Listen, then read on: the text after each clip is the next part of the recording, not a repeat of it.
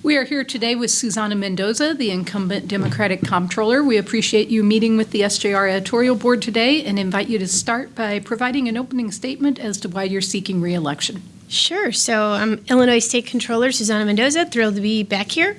I am running for re-election because I feel that the Comptroller's office has taken on an entirely new significance in the era of the Rauner administration.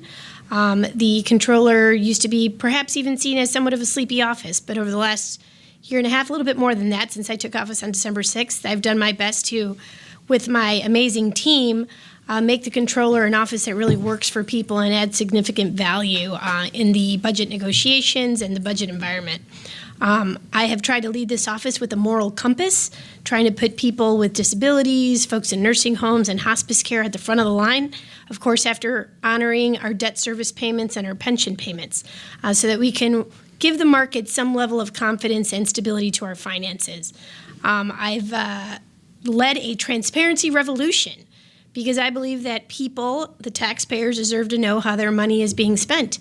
And prior to my being the Comptroller, the prior Comptrollers really had very little visibility on the state's finances. And so I don't really know how you could possibly navigate through the worst fiscal crisis in the state's history with limited visibility. And therefore, by my knowing what the liabilities are on a statewide level, that allows me to better manage through the fiscal crisis and give taxpayers greater confidence that their money is being looked at very closely, and that I can serve as that truth-telling fiscal watchdog that I promised taxpayers I would be. Yeah, I think right. Just start asking questions. That's the better part. All right. We're just going to try to get this one out of the way first of all. Your name is being thrown out there as a possible contender for mayor of Chicago. So are you running for mayor of Chicago? I'm running for Illinois Comptroller. So 52 more days, and hopefully we will have an election out of the way where we can once again focus on instilling confidence in the public that their finances are moving in the right direction. It's nothing but an honor, and of course it's flattering to have people talk about me in terms of running for mayor of Chicago, but I'm fully focused on my race right now, and that's what I hope that taxpayers give me another opportunity to represent them. So yes or no, running for mayor? I'm running for Comptroller. I'm running for Comptroller. I'm not going to I've even said in Chicago, which is, of course, where I live, that I don't even really want to talk about the mayor's race until after this election's over. I've made a commitment to run for Comptroller, and that's what I'm doing. Again, I don't think it would be fair to say that I will never, ever entertain any other thoughts, but I am certainly focused and believe that I am the best candidate on the ballot for Comptroller. So if elected to another term as Comptroller, would you promise to serve out the full 4-year term? Look, I think that any candidate that's ever run for any office, even those that have sought endorsements in the past, you can't really, I shouldn't say you can't, but most elected officials that have gone on to either stay in their offices or run for other offices have started off from being in an elected office. So I don't know what the future holds for me in that respect. Anything is possible, but I would say that my focus has really been every single day to try to lead this state to a better financial footing. And I don't think it would be fair or even honest of any elected official to ever make never ever promises, right? So I'm focused on the job at hand. I don't know what's going to happen in the mayor's race. I don't even know who's all running in the mayor's race. And I just know that my focus, I guess it's fun for the media to be able to speculate, because that's the fun part about being in the media. My job isn't to speculate, it's to focus on this job, and I've got a pretty tough job as it is.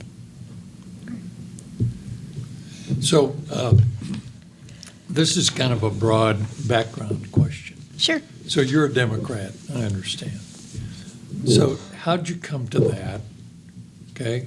What are a couple of principles that Democrats kind of collectively believe, and how have those played out as Comptroller for you? Sure. So that's a great question, and thank you for asking it, because I believe that the Democratic Party represents the working class and the underdog. My parents were Mexican immigrants who came to this country looking for a better opportunity. They worked harder than I've ever seen two human beings work, and that's all I know about work ethic. But my dad was a union pipe fitter for many years of his life, and I understand also that I'm the daughter of a union pipe fitter, and what that means to me in terms of organized labor and the role that they play in lifting everyone's wages up across the state and in the country. And so as Democrats, we believe in those things. We believe in the working class. We believe in lifting everyone's boat so that we can all be sailing in the right direction without stormy weather in the way.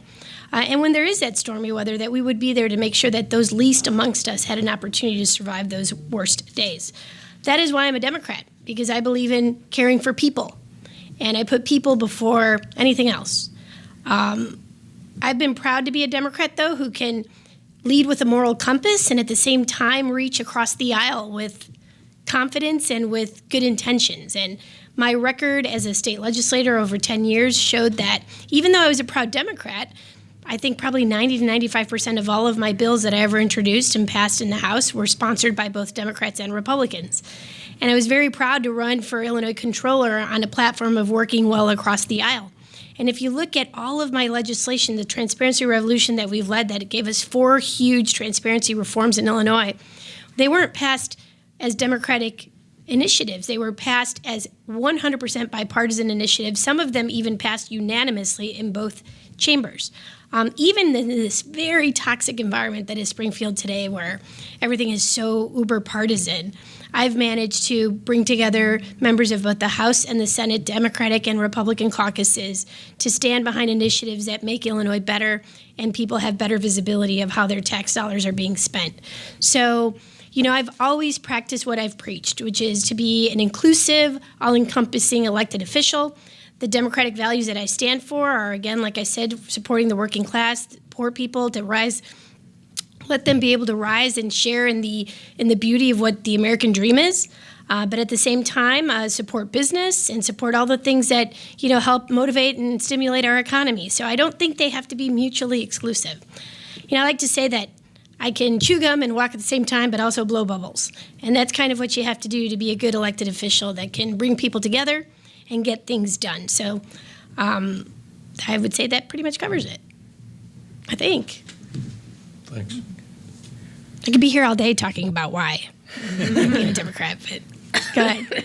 We've had opponents both in this race and the treasurer's office actually say that this should not be a political job, that the job of being the fiscal officers of the state is not inherently political. Do you feel you've been too partisan during your time in office? Not at all. There's only one Republican that I have engaged in pretty much feels like direct warfare, and that is Governor Rauner, because his philosophy has been to take our state into junk bond territory. It's been to dismantle the safety network across the state of Illinois that protects people with severe disabilities and folks who can't defend themselves and even speak on their own behalf because they're so sick in nursing homes that are on the verge of closing, by the way, many, because of his actions that have been so detrimental to the state's budget and so many small businesses that, you enter into a contract with the state of Illinois, and even though I'm a Democrat, I believe that contract should be honored.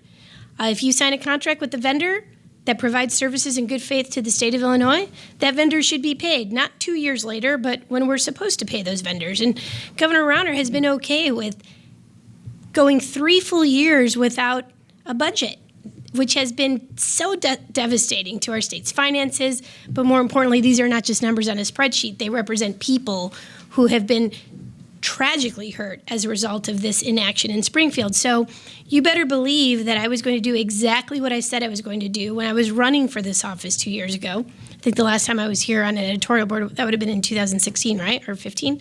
And I said that I was going to do exactly what you've seen me do, which was stand up to Governor Rauner and his attempt to create this crisis that would dismantle our safety net and cripple businesses across the state of Illinois. And I've done that. And that is not being partisan. I don't fight against Governor Rauner because he's a Republican. If anything, my record shows that every single Republican in the House of Representatives stood with me to override Governor Rauner's senseless veto of the Debt Transparency Act that editorial boards like yours and every editorial board across the state of Illinois actually endorsed. But the governor took actions that would make taxpayers have less of a clue of what's happening with their money, while I was trying to show them how their money was being spent and actually misspent. And so that's a fight that should be waged on behalf of taxpayers. It's not partisan. If the governor were doing a good job, I'd be praising him, but he's doing a horrendous job, which is why it's my job to advocate for people and stand up for their financial interests and to make sure that the markets could feel that there's at least one sane person in the Comptroller's office managing the state's finances correctly. And having said that, too, I think it's important to remind folks that I was one of the top people who led the charge on impeaching Governor Blagojevich, a governor of my own party. We kind of forget about that, but back when I was a state representative, I was outspoken against Governor Blagojevich before it was popular or safe to be outspoken against Governor Blagojevich. I just don't have time to suffer through bad governors, period, regardless of what party they're in. And I think that being the Comptroller, part of the reason why the Comptroller's office even exists is to serve as a check and balance on the executive branch and the governor's office in particular. So I did my job, and I'm sure the governor didn't appreciate it, but I think lots of taxpayers, Democratic and Republican, by the way, across the state continuously tell me to keep up the fight, to keep looking out for their interests, and I'm very proud of what we've been able to do to help stabilize the state's finances against a governor who has taken so many actions that move us backwards. So look at my record. It's as bipartisan as you can possibly get.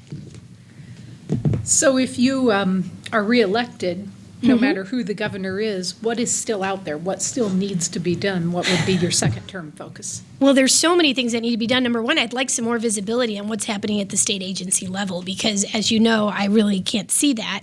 And having a new governor who would look, pull the curtain behind their own agencies and say, whoa, what's going on over here, and working collaboratively with us to have greater levels of transparency on a statewide level is a really good thing. The Debt Transparency Act was really, truly revolutionary when it comes to how we can handle budgets moving forward. For the first time in the history of the state of Illinois, this budget season, legislators of both parties in both chambers had real data, like actually current numbers from just a month before versus a year before, which is what, this is old, archaic, totally essentially useless financial data that legislatures were crafting budgets on for every year prior to this particular season. So, there's a lot that still has to be done, but you need a governor who actually truly believes in and embraces transparency and wants to clean up their own shop. We've done that in the Comptroller's office to the best possible extent. We've led the charge on introducing budgets that were lower than previous administrations. When I had to go before the appropriations hearings, along with every other state agency and every other constitutional officer, I saw how every state agency was asked, can you offer up a single cut to your state, to your budgets, right, to your agency budgets? And there wasn't a single agency that was willing to purchase one paperclip less. I mean, there wasn't one agency out of the 80 plus that could give one example of where they would cut their budgets. And the same is true for the other constitutionals, honestly. But I was not going to play that game. I mean, these are tough times. We have to look where we can cut.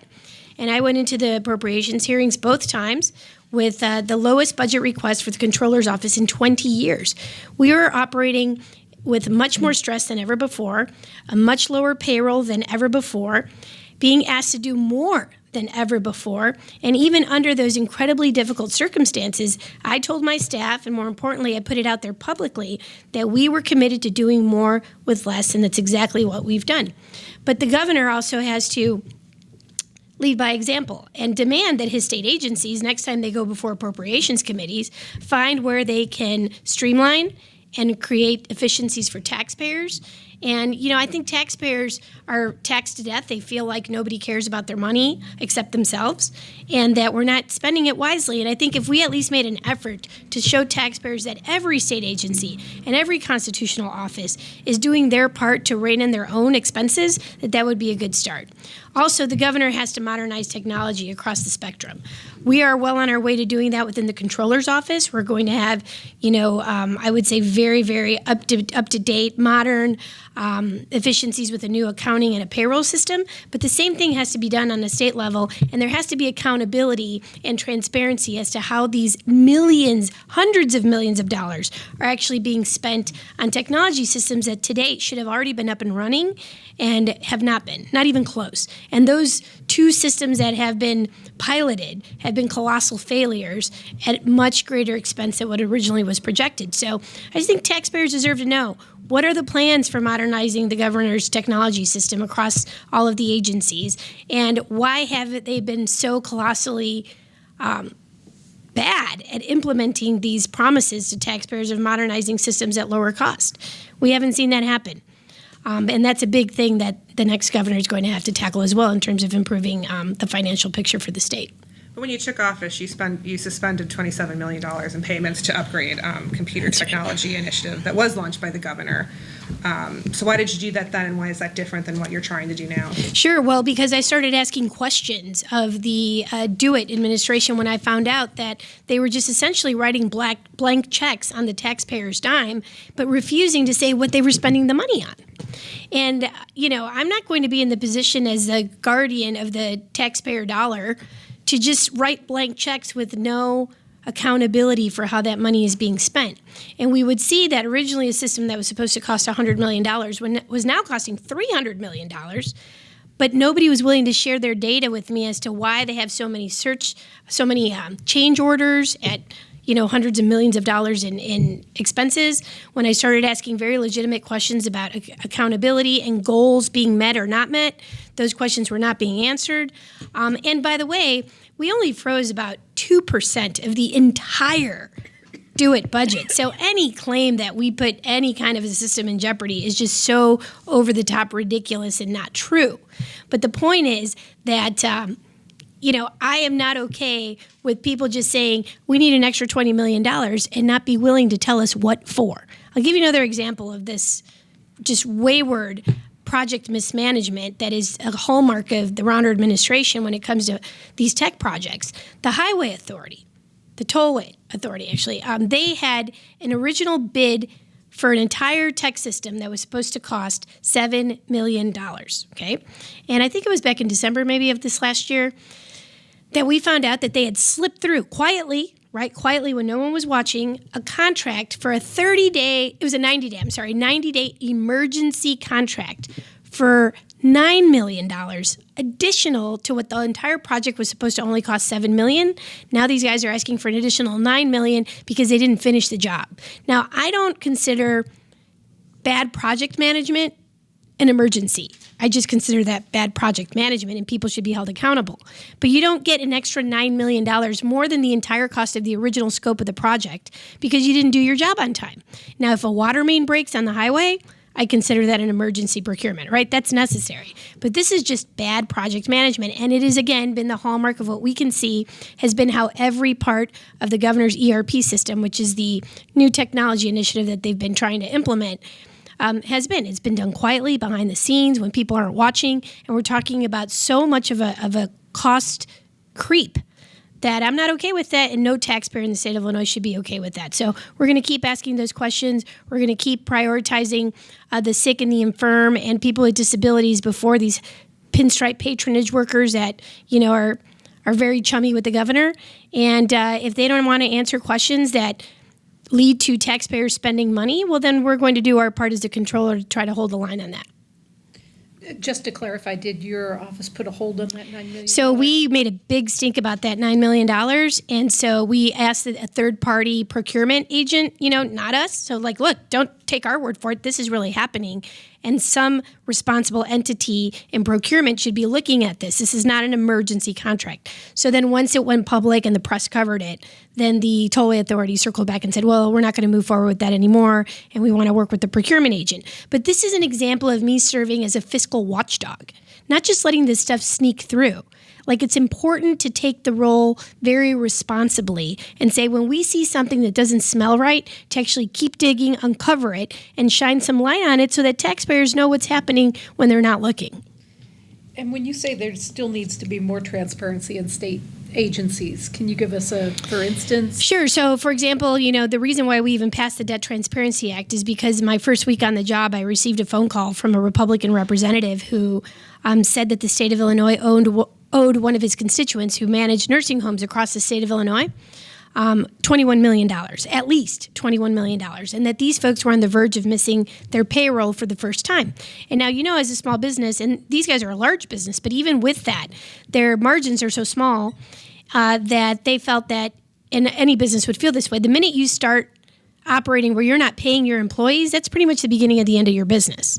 And so these folks cared for over 6,000 seniors in the state of Illinois in many different parts of the state.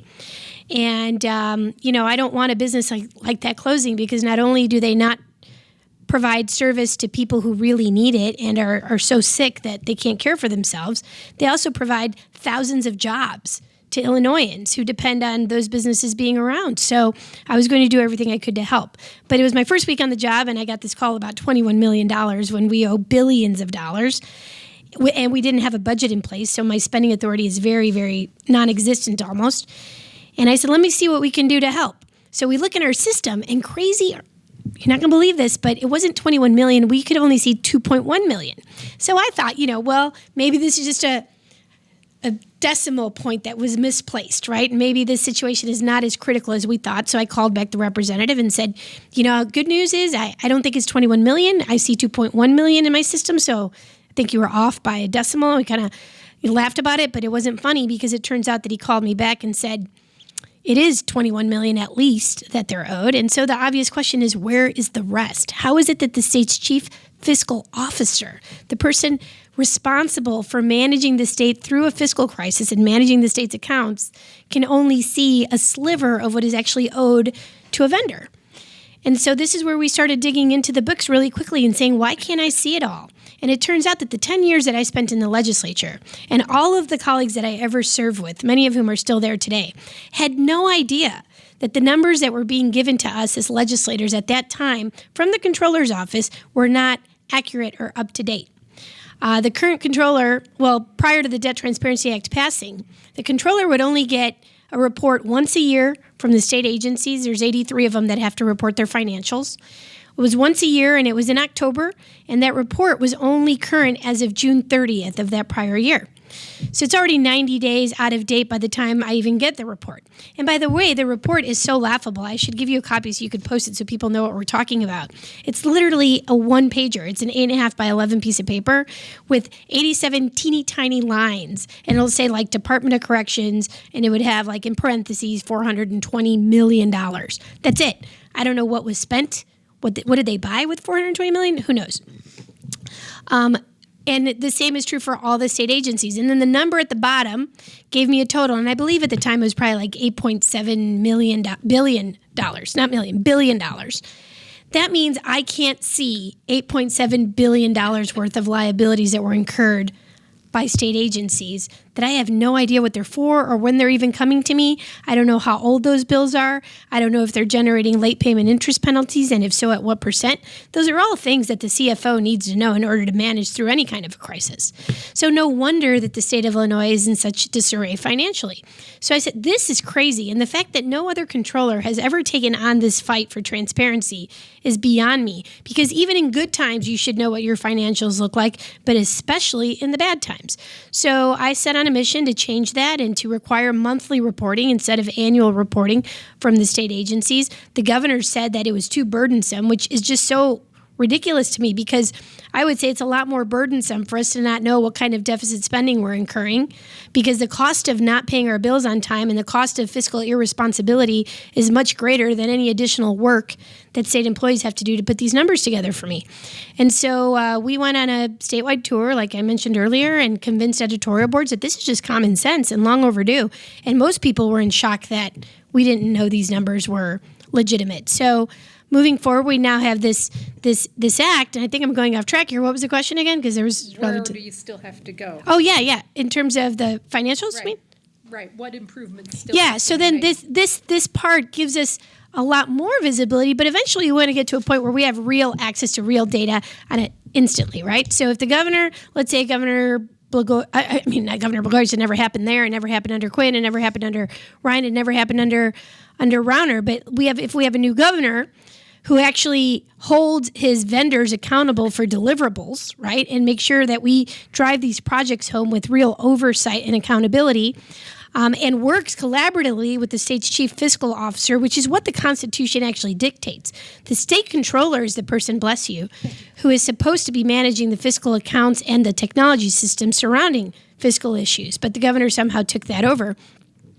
At the end of the day, having a collaborative relationship when it comes to financial data and the transfer of knowledge of that data is really important. And so I would hope that within the next 4 years that becomes a reality, and we just don't keep adding more money to a ineffective, bloated project that the longer technology takes to implement, the more useless it becomes and the more expensive it becomes. And I might remind you that when I was city clerk in Chicago, I took on the largest transparency initiative in the city clerk's office, and we delivered it beautifully within budget and on time. And that's what you do when you have strong project managers that make sure they're following every dollar and accounting for it. But once we get to a point where we have better financial data that's shared across the spectrum, I think the state of Illinois is going to be able to hold, and by state of Illinois, I mean the actual state of Illinois, the people of the state of Illinois will be able to follow how their money is being spent and therefore hold their elected officials much more accountable than they've been able to up to date. I just wanted to clarify really quick. You had said earlier there were 4 huge transparency initiatives in your office. We Sure. were talking about the Debt Transparency Act. Can you briefly remind me what the other 3 were? Sure. So the Debt Transparency Act was the first one we passed, and then the next one that we passed was the Truth in Hiring Bill, and that requires that future governors be honest about the budgets that they have when it comes to their personnel. So this is not something that we were picking on Governor Rauner about, because it turns out that once we started looking at this deceptive accounting practice, we realized that every governor, as far back as we can tell, dating all the way back to like Dan Walker, we're doing this. So you've had every Democrat and every Republican governor kind of fudging the numbers to the public as to how many employees they actually have. And the reason why that's important is because taxpayers deserve to know how their money is being spent. And it's also important because here's what was happening, just so that people can follow this concept. We call it offshoring. And it means that, like, for example, this year, Governor Rauner claimed that he had 44 employees that taxpayers were paying for that work directly for him. When I go before the appropriations committees, I have to say how many employees I have and what that costs taxpayers to pay for. Same with every constitutional officer, and the same is true for every state agency. So, for example, the Department of Human Services, an agency that has programs that treat children with autism, just as an example.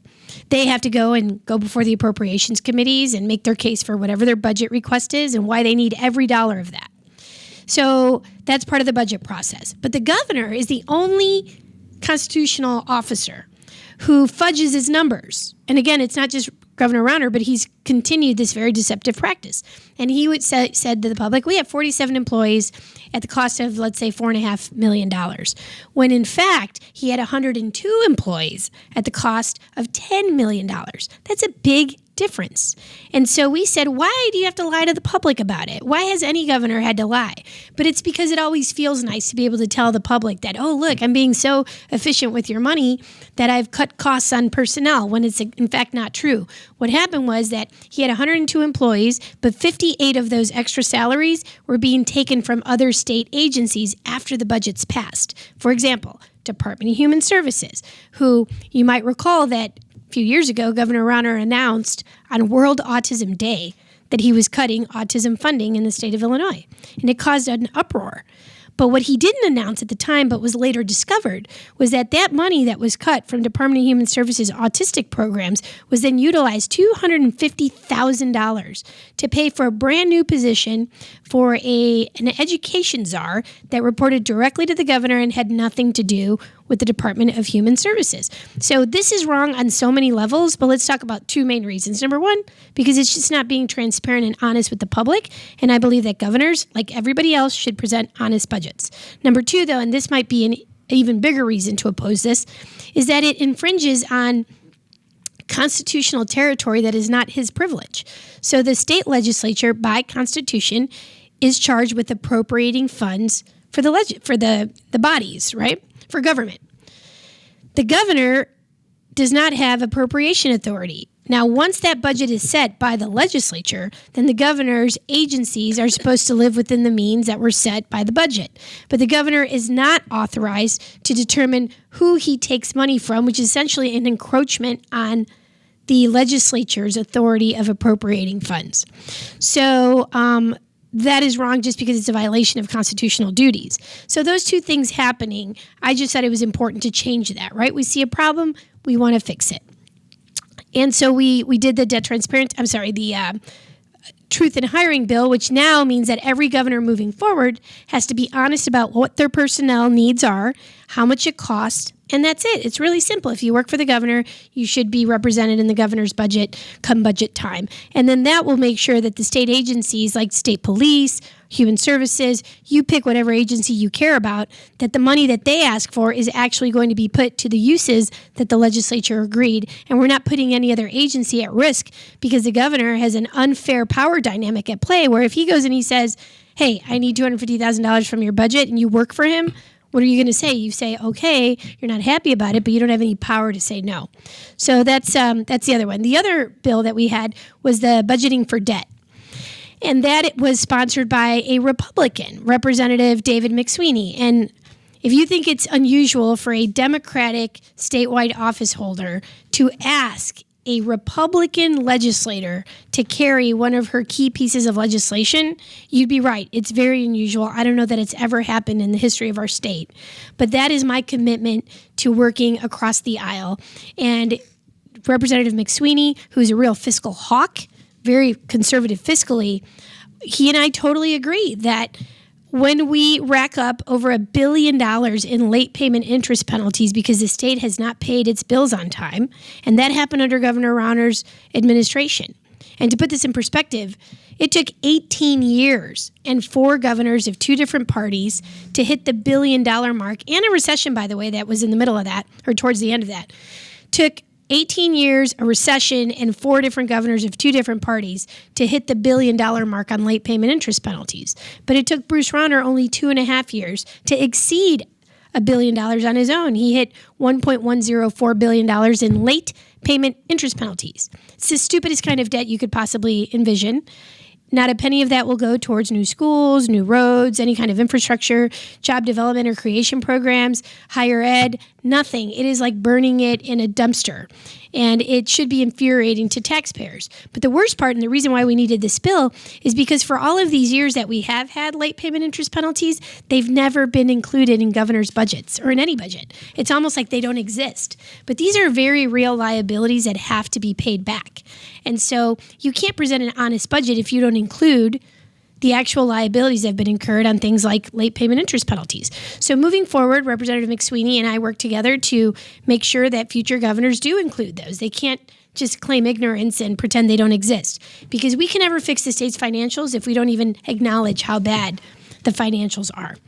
And then the last, I think that, was that 3 bills? 3. Okay, so then the fourth one is a lender transparency. And that goes with the $1 billion. We now have, in just 2.5 years, incurred over $1 billion worth of, as I said, stupid debt, right? Late payment interest penalties. And there's a program that was created that essentially has led to this $1 billion, and that's the vendor payment program, which are third-party lenders that have come in during a state of fiscal crisis when the state was not paying its bills on time. And let's say you're a small business owner, they'd go to you and say, look, I know the state owes you money, you're on the verge of closing. Why don't we cut a deal where I'll give you 90% of what you're owed, so don't worry about the state not paying you on time, but I'll keep that extra 10%. And then on top of that, I'll keep your late payment interest penalties that the state would owe you. Because you can't keep a business open with promised late payment interest penalties that may take, a year or 2 or 3 to pay down. But you can keep it with 90% of capital up front, right? So that third-party lender then would say, all right, I'm taking the risk because who knows if the state will ever pay me, but I'll give you 90% of what you owed. That keeps you afloat, but I'll keep you the extra 10%. And on top of that, the 12% interest that we were incurring a year on the majority of these late payment interest penalties. So it's a great deal if you're a third-party lender, but it's a bad deal for taxpayers who are stuck paying that $1 billion plus. And it was a lifeline for small businesses across Illinois who had entered into services with us in good faith, but had been treated so disrespectfully by the administration by not getting paid on time. So long story short, those loans have now added up to over $1 billion, $1.104 billion in late payment interest penalties. And there's this huge program now for over $1 billion that had no regulation. We don't know anything about who these third-party lenders are outside of the original incorporation of them, like who the name is on the application for the business, but we don't know who all the partners are involved in providing these funds that are then being utilized to give loans to businesses across Illinois. And I think it's really important to follow the money, find out who are the people behind this billion-dollar program, and also, very importantly, create a regulation of that program so that it is a program that will be audited and we can keep tabs on and make sure that there's no hanky-panky going on or anything illegal going on behind the scenes or any kind of dark or dirty money that is being employed in the marketplace on behalf of taxpayers. So again, it's all about transparency. We have done about 10 years worth of work in transparency in a year and a half that I've been in office.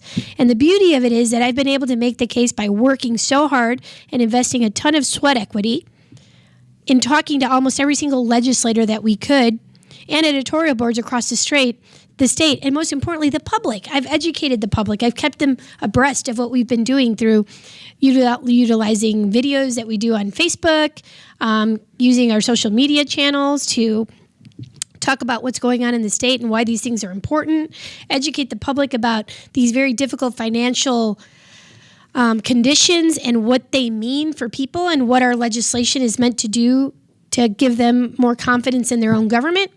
And I think those transparency initiatives, like I said, we made it look easy, but it was not easy at all. It was a ton of work and education of the public and the legislature. And again, to think that we could pass those all with overwhelming majorities in the most toxic of political climates is a real testament to my ability and my commitment to work across the aisle, but also to my staff and the wonderful team that I've assembled to help lead this state and make sure that we don't fall off the rails.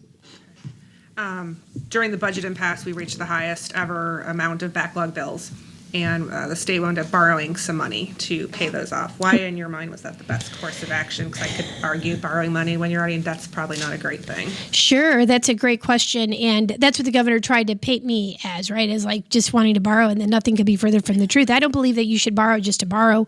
What I do believe, though, is that just to put this in real simple terms for people at home, is that if you're an average taxpayer with a home mortgage and you're paying 12% on your mortgage today, if you were offered to refinance that at 3.5%, you'd have to be crazy not to take that deal. Why do people refinance their home mortgages in most instances? It's to save money. And the state of Illinois was paying up to 12% interest on the majority of that $16.7 billion in bills that had not been paid for services already rendered. So the fact that we could go to the market with $6 billion worth of bonds and get them at anywhere between 4 and 6% is still a good deal for taxpayers over the course of that 12-year deal because it's going to save us billions of dollars. Now, we ended up actually getting a better deal than anyone even anticipated because we closed that $6 billion bond authorization at 3.5%, which is going to save taxpayers a net. This is a savings of a net $4 to $6 billion over the life of that 12-year deal. So it was politically negligent to do anything other than try to get that deal done. It's an absolute cost savings. It's just, again, common sense. If you could say pay 3.5% versus 12% interest, you're always going to win every day of the week and twice on Sunday by doing that deal. So my job is to look at the financials and see where can we save money. I think taxpayers are much better off by saving $4 to $6 billion. It's with a B, very, very important savings. And that was just a no-brainer. And by the way, Governor Rauner should not have fought me on that deal. He should have teamed up with me the second that budget passed, giving us authorization for that $6 billion. And he should have said, this is an area where Comptroller Mendoza and I totally agree, and let's get this done.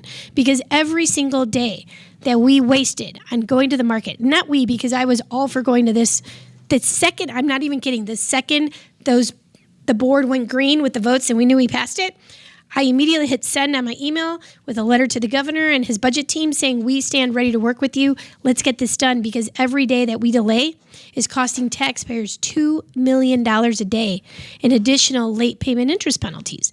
And we knew those numbers, and that was just, again, negligent to not move forward with that deal right away.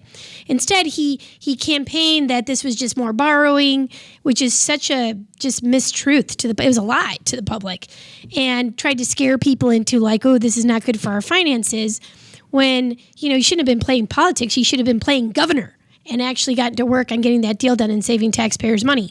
So we had to fight this out for 61 days. And during those 61 days, I traveled the state of Illinois meeting with folks like you to explain why this deal was not just borrowing for the sake of borrowing, but was going to save billions of dollars for taxpayers. And every ed board across the state, again, opined that they don't understand why the governor is delaying this. But at day 61, $122 million in late payment interest penalties burned. He finally relented and agreed to do the bond deal. And we ended up getting an even better deal than what we originally anticipated.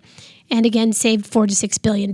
So this is the kind of stuff that I had to deal with as controller, which is why I think this controller's office became a major player and is at the nexus of everything that's happening in state government today and its finances. Another area this office is responsible for is collecting a lot of financial reports from other units of government. Sure. Is there anything you would change in the way this is collected or shared with the public? Yeah, we're doing that already. So we had a pretty significant revamp of our website, and we actually met with local governments, but we also met with the people that are interested in those local government reports, primarily the members of the press. And we sat down and asked people for their opinions on what they would need for better access of this information, because we want to be the most transparent controller's office in the country.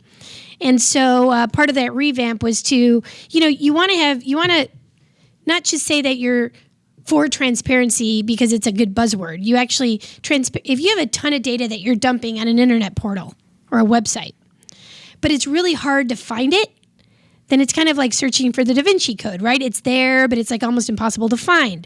That's not really being transparent.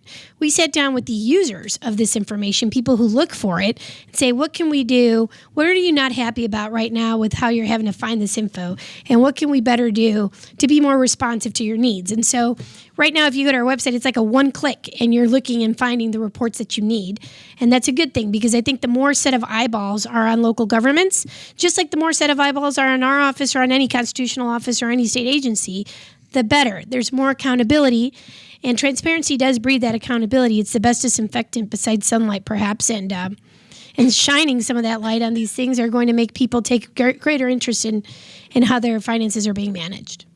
Are there any penalties you would be in favor of for those governments that don't provide the information in a timely manner? So we do have the ability to impose those, but keep in mind that a lot of these small government units are trying their best, and they don't perhaps have the resource to be able to do that. So I think being just punitive for the sake of being punitive is not actually helping municipalities get on better fiscal footing. So our office is looking to find ways in which we can help them by holding their hand a little bit along the way, educating them on what they need to do to be in compliance.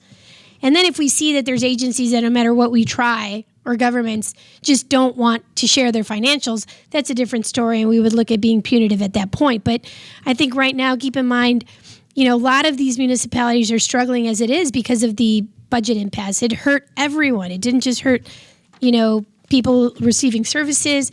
It put a disproportionate load in a negative way on local municipalities. And so we don't want local municipalities to have to increase their local property taxes because the state isn't carrying its fair share, right? And so anything that we can do to help local municipalities keep their costs down is also good for taxpayers at the end of the day.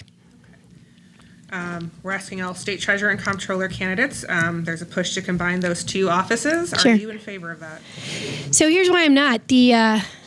This is, let me just start by saying that if I were, it would certainly be a lot easier for me politically, right? Because I think that's what everyone wants to hear. Conventional wisdom is, of course, just get rid of offices and consolidate them and save a few bucks. But the reality of it is that people need to understand the history of why this office even exists and why the treasurer's office exists as a separate entity.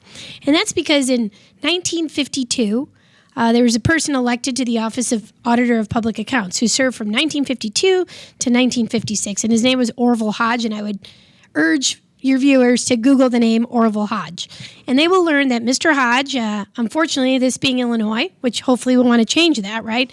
But Mr. Orville Hodge, the Auditor of Public Accounts, who did both the Treasury and Comptroller functions, embezzled $6.15 million and went to jail for it. Now, $6.15 million may not sound like a lot today, but it would be the equivalent of $57 million today. So it was a huge embezzlement. And that is the reason why, in order to avoid that from ever happening again, where the person responsible for managing the funds also had management of the checkbook, just common sense would dictate it's probably not a good recipe, and it is a recipe for disaster. So the legislature in 1970, after the Constitutional Convention, decided to separate those functions so that we would have incorruptible and strong internal fiscal controls. That means that there's a serious check and balance between the person managing the finances and the person writing the checks. The two shall never be the same, and therefore embezzlements won't be possible. Now, if you think that can't happen today, It just did happen again in 2012 with Rita Cromwell. So people can go to Netflix and see All the Queen's Horses. We actually just had a viewing of this movie a few days ago in my office for my local government division staff. And we met with the professor, who's also a CPA, who would tell you that that is not a good idea to combine these offices again. So Rita Cromwell, who was the treasurer and controller, both in one, for Dixon, Illinois, a small town in Illinois where President Ronald Reagan came from, that town, she embezzled over the span of 20 years. People liked her. They trusted her. $53.7 million in Little Dixon, Illinois. And, this stuff still happens because the person responsible for managing the checkbook is also the person responsible for watching the funds. And so this is not a good idea. The two largest government embezzlement schemes in the history of the United States of America both happened here in Illinois, one in the 50s and one in this decade. So I don't really think we need to continue to do the mistakes of the past. And I would say that there's a number that has been thrown out there by my opponent and by other people that talk about this of $12 to $14 million worth of savings. It's a completely made up number. And I kind of wish that she would have her thing after I did, because I would have asked you to ask her to show her math. You can't get to $12 to $14 million without compromising core functions that are by Constitution necessary to properly run and safeguard taxpayer dollars in either one of these offices. These offices are not really particularly huge, and you've got an $8 billion budget and a $23 billion budget, much of which is related to actually other state agencies or, things like court reporters and stuff. And there's no way to get to a $12 to $14 billion savings. Somebody wrote that number once, and then everybody ran with it as if it was gospel. But no one will be able to prove to you or show you their math. And again, I think it's important. It's important to make the case and defend it and be able to show how you get there. What I can tell you, though, is that we have spoken to people like Gabe Petek in S&P, right? He's written about how the markets have felt a level of confidence with the way I've handled the state's finances and things like the Debt Transparency Act that allow us to have a better idea of what we owe. And folks like he would probably go on the record, if you asked him to say that consolidating the offices in today's environment would actually probably do more harm from a market perspective to our state's finances than it would ever do to save this imaginary $12 to $14 million that nobody has been able to prove. Why? Because the markets are looking very closely at what's happening in the Comptroller's office and the Treasury.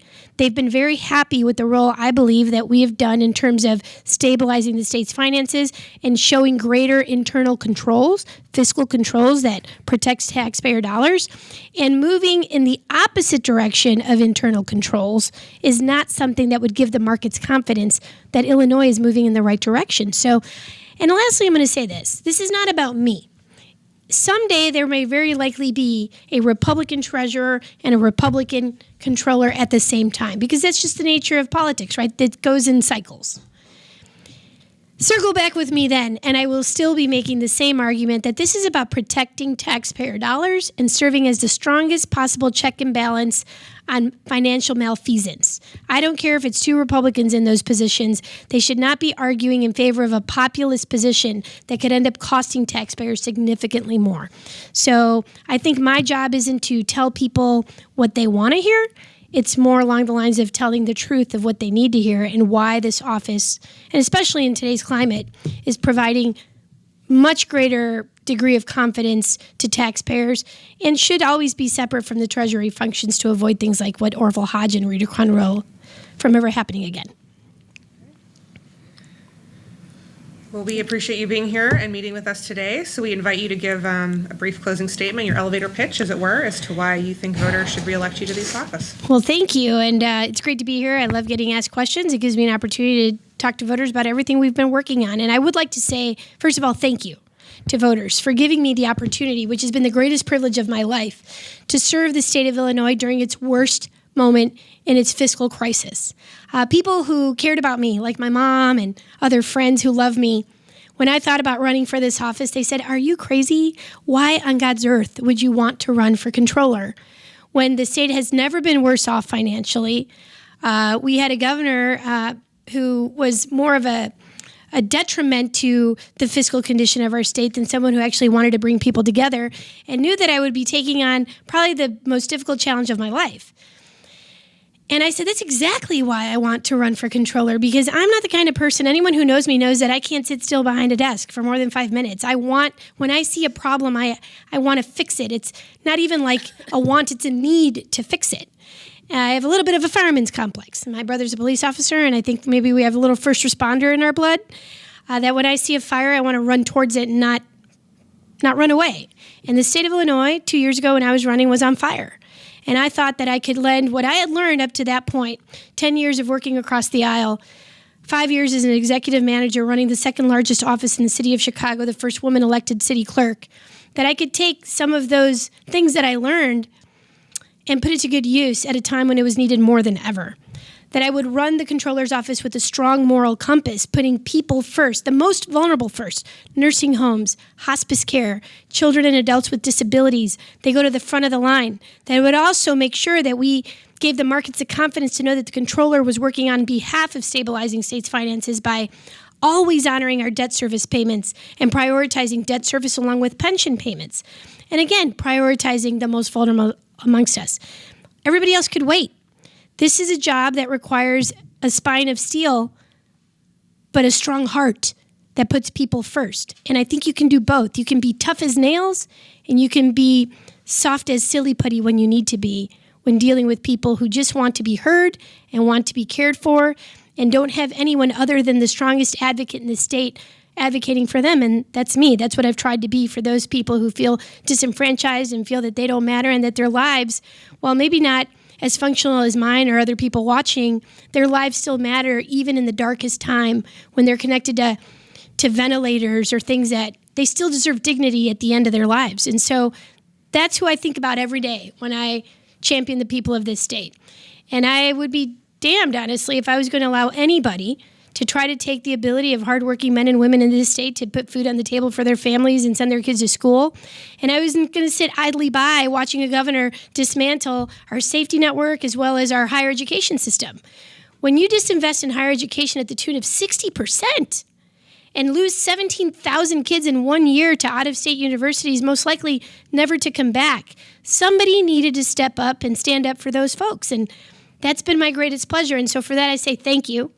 And I hope that you give me an opportunity to once again keep fighting for you. I have a vision for this office that I think is inclusive of everyone and will be an office that will become the greatest source of contact for reliable financial data. When you talk about a government agency, whether it's in Illinois or anywhere else, I would like those third-party good government groups to feel that they can come to the controller's office and get real numbers that will be able to do predictive modeling down the line. That's really why I want to improve our technology infrastructure so that instead of just being reactive to everything that's happening on a state level, the controller, the person responsible for managing the day-to-day dollars, would be able to actually have a key role in crafting policy and furthering a policy agenda that works for people and not just special interests. So we're well on our way to doing that, and we're just getting started. And so I tell people, if you like what we've done in just a year and a half, imagine what I could do with another 4. And so look forward to working with a friendly administration. And even if that weren't the case, I'd look forward then to continuing to fight for Illinois taxpayers, and I hope you give me another chance. So thank you.